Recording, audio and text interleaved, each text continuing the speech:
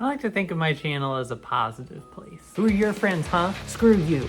A real stomping grounds for good ideas from the community here for them and me to just mull over. I'm pissed off. But wouldn't you just know it, sometimes I come across theories on the internet that I just can't mentally gymnastics my way into.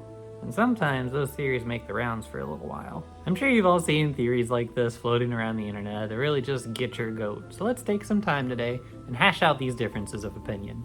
Today I bring you the top 3 theories that really just don't make any sense in my opinion. Today on Magical Theory, let's discuss. What's going on?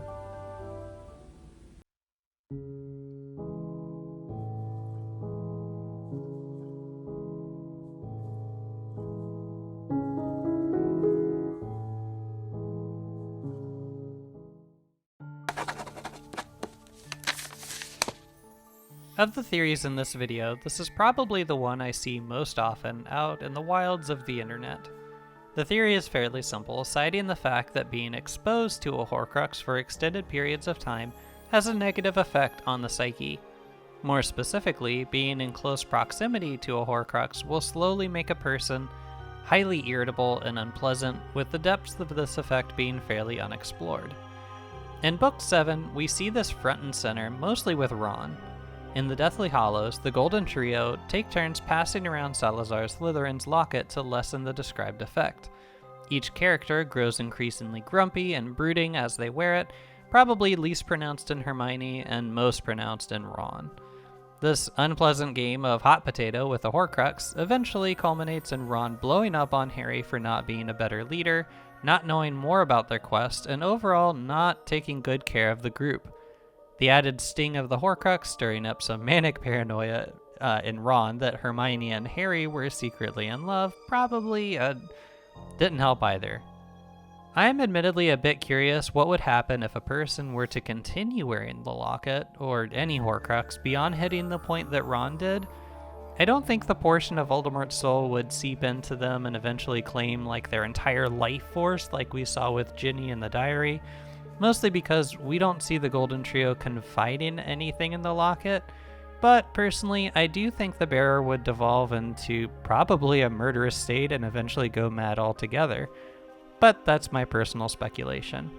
Back to the topic at hand, the theory argues that the Dursleys lived with Harry for 11 years straight and continued to be exposed to him over the summers and years ahead. As interesting as this theory is on the surface level, especially given how cartoonishly evil the Dursleys are to Harry, I don't think fans of this theory have thought it through. Eagle-eyed readers of the Philosopher's Stone, that's right, I'm Team Philosopher's Stone, will notice the sheer abuse Vernon and Petunia lay on Lily, James, and Harry before they even met the baby boy, talking about how Lily is a freak and James is good for nothing. Petunia even insults Harry for having a nasty common name, which always felt odd to me because I thought that would be the thing they liked most about him. It's the only Dursley-ish attribute Harry has. I personally believe the insult stems from the name being the only thing they knew about Harry, so they have nothing else to insult. But they know they want to insult him because those dang Potters. And this attitude doesn't only extend to Harry. In the Philosopher's Stone, we see several examples of Vernon just being an absolute curmudgeon to people for no reason. My favorite example of this being Vernon apparently having a delightful day at work because he'd been allowed to scream at several people. He despises anyone for being any marginal shade of different and genuinely enjoys spreading misery. And again, this is all before he's even met Harry. In Book 3, when Sirius appears on a Muggle news channel for having escaped from prison and being allegedly armed and dangerous, Vernon laments that criminals aren't issued the death penalty by hanging anymore. Opinions on whether the death penalty should be issued or not, and entirely aside because that's a complicated issue, Vernon didn't really have any information about what Sirius had done, not to mention that among the possible ways to deliver the death penalty, hanging is probably one of the more brutal of humanity's methods of execution. The other problem with this theory is that we don't see this Horcrux effect occurring with other people Harry remains in close contact with. If being close to Harry would cause people to be wild and rude and awful, you would think this would be happening to Neville, Seamus, and Dean, and especially Ron, but it doesn't. Ron is grumpy sometimes because he's a teenager dealing with a lot, and this culminates in Book 4, and the only other real friction between Harry and his bunkmates I immediately recall is with Seamus during the whole "is Voldemort back or not" debacle. Seamus is a bit of an idiot here, but to be fair to him, it's hard to rebel against the influence of your parents sometimes. By all signs, Seamus is pretty close with his mother, and I can understand him showing her some loyalty during these trying times. My last point on this particular theory is that we have to recall what the Golden Trio were doing to alleviate the influence of Slytherin's locket. That is to say, passing it around. The influence of Voldemort's Horcrux only seemed to take hold while the various characters were wearing the locket directly, the relief seeming pretty palpable the moment they took it off. I think for Harry to have any real Horcrux gloom cast on the people around, he would have to be in physical contact with them for hours at a time, which doesn't happen. At the end of the day, the Dursleys were just awful people, and it feels unfair to pin the fault of that on Harry. God, I'm so mad they deleted the scene of Dudley making amends with Harry when he leaves Privet Drive for the last time. It's so good. Rest in peace, good boy Dudders. Fans of the films never got to see you.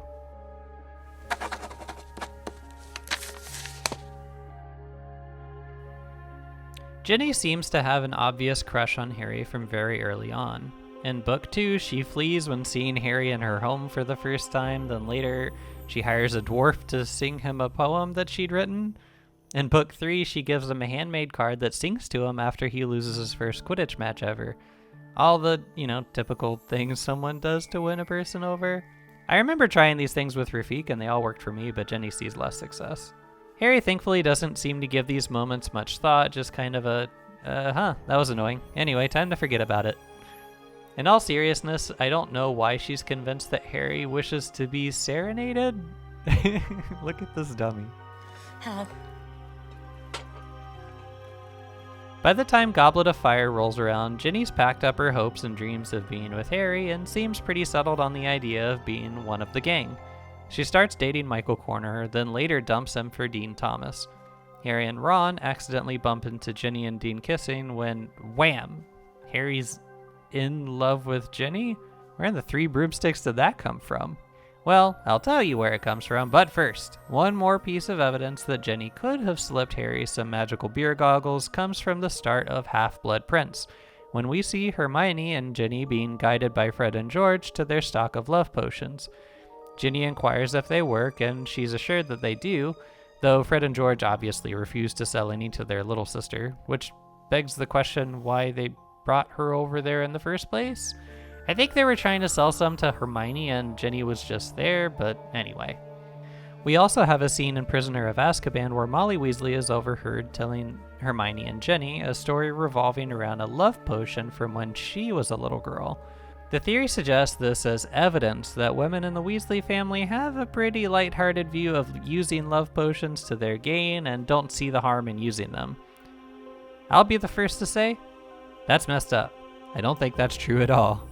I think Molly was honestly just telling a funny story. We all have wild ideas in our heads when we're kids that we don't actually bring to fruition, and we don't even know that she gave the potion to anyone. It's similar to a funny story I tell people about the time that a friend of mine and I may or may not have broken into our high school for a bit of lighthearted shenanigans.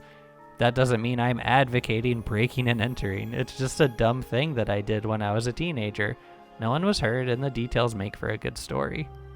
Even if Ginny were to consider using the love potion, Fred and George describe their recipe as the best there is, which is probably a little bit of salesmanship, but even Hermione is forced to admit that their products contain incredibly complex magic. So I'm willing to bet if they aren't the best love potions around, they're probably still pretty good. Fred tells Ginny that they work for about 24 hours, depending on the weight of the boy, and George adds the attractiveness of the girl. Harry's described as being very skinny, and Ginny seems to gain the attention of quite a few other students, so let's be very generous and say that the potion would work for 48 hours at a time.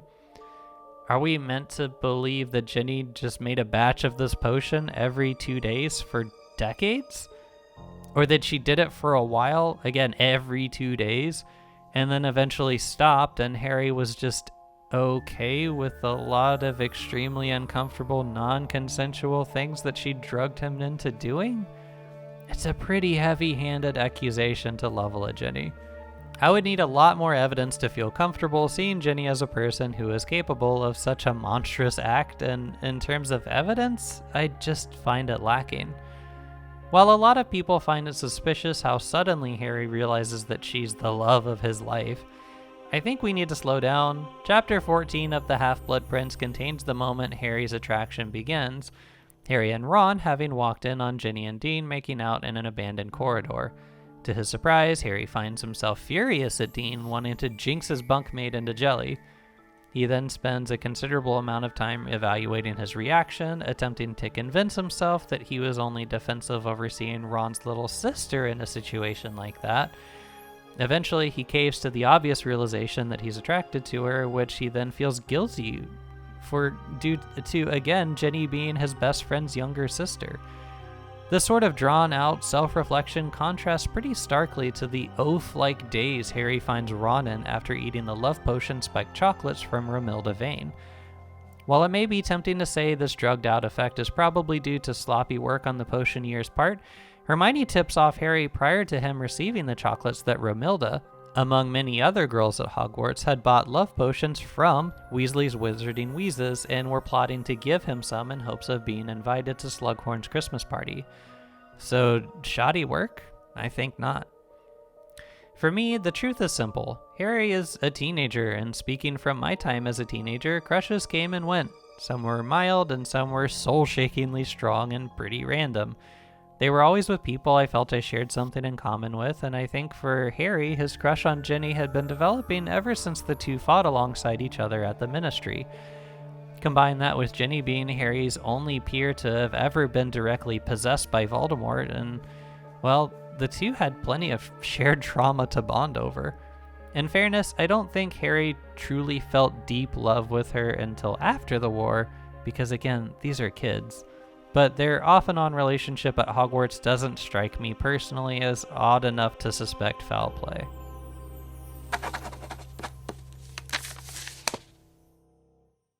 I see versions of this theory crop up less often than the others, but weirdly often for other franchises. Most notably the Pokemon franchise, but as usual, I'm getting ahead of myself.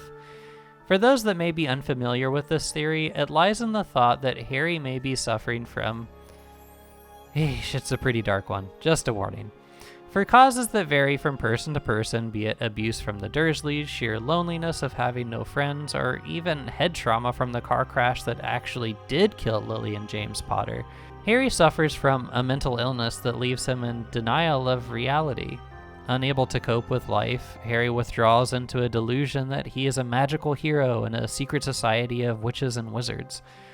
As a child, he became the only person to resist a wicked killing curse that tragically took his parents from him, and now his future is dedicated to battling the darkest wizard of all time and attaining peace for his people who are the only ones to appreciate him at all. It all feels very kind of convenient when framed that way. As Harry attends Stonewall High and later St. Brutus's Secure Center for Incurably Criminal Boys, which... I guess, is that just like juvie for British kids? Is this more familiar to UK readers? Anyway, Harry believes that he is actually at Hogwarts during this time. The thought is almost akin to a movie that never really gained much affection from me, but was pretty interesting nonetheless, that being Sucker Punch. A lot of the content of the movie is probably a bit adult for some of our young Potterheads, so I won't go too much into detail. Also to avoid spoilers in case anyone wants to try to watch it. But it centers around a young woman who accidentally kills her sister while trying to confront her father for killing her mother. A little convoluted, but basically it's a horrible scenario that goes just about as badly as possible, ending with the main character known as Baby Doll being committed to an asylum. While there, she invents an alternate version of reality where she and her companions are kick-ass warriors battling monsters and bad guys, all while seeking mystical items that will allow them to escape some not great things. While this theory is depressing and moving and really makes you feel something, which is the point of art in my opinion, I'm left wondering, what am I supposed to do with this idea? Not to jump to another comparison, but it reminds me of the simulation theory. Basically, that you, dear listener, are stuck in a pod somewhere, experiencing a simulated life, and that you can see tags and earmarks of this every time something in the simulation bugs out and doesn't work the way it should by the rules of the simulation. For example, I see this crop up a lot when I watch compilations of spooky videos on the internet where, let's say, a bird is stuck in midair. Its wings aren't flapping, and it seems perfectly still, yet it's not falling, which the implication of that is that the simulation you're in is bugging out like a bad video game, when in reality, the bird is just riding an air current and keeping its wings spread out to stay on that current until it passes. There's a perfectly ordinary explanation, it's just not always obvious, and that doesn't mean that we're trapped in a computer. I remember having the simulation idea, I think organically on my own when I was about 12 years old. I recall being freaked out for like a week by the idea that from within this hypothetical simulation, there didn't seem to be a way to make it stop and break out of it, or to prove to myself that the world around me was real. All of our senses can be deceived after all, the only thing we can ever really know for sure being that we exist because we're currently thinking about this. This is kind of the meaning behind the Descartes quote, "I think, therefore I am, cogito ergo sum." What I'm getting at is that a theory like delusional Harry or the simulation theory is that at the end of the day, there isn't much to talk about other than to shrug and say, yeah, what if? It's the end of any valuable conversation because there's nothing you can do to prove otherwise. Sure, we could all be in a hibernation tube right now on a ship to go populate Mars now that the great and terrible globuloids have destroyed planet Earth. It's a defeatist attitude to say who cares, but who cares? There's no valuable evidence to further the theory other than to establish that it's technically a possibility. Sure, just because a theory can technically fit doesn't mean it's a good theory, and that's what I'm trying to drive home here. Delusional Harry is a cheap shot to the fields to hide the fact that it's a pretty dull what if, and that's where I stand on it. I hope you all enjoyed today's discussion, and hopefully no one's feelings are hurt. I don't think there's anything wrong with buying into some of these theories, I just don't personally find them compelling to me. And I thought it would be a fun discussion, so if you have any theories like this that leave you scratching your head, feel free to drop those down in the comments below and we can all have a look-see together. If you like content like this, please like and subscribe and share with all of your Potterhead pals. Potter pals? I've been Riley, this has been Magical Theory, have a magical day.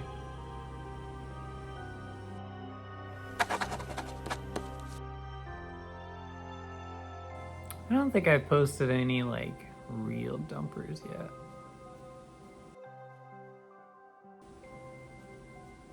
Well, they can't all be winners.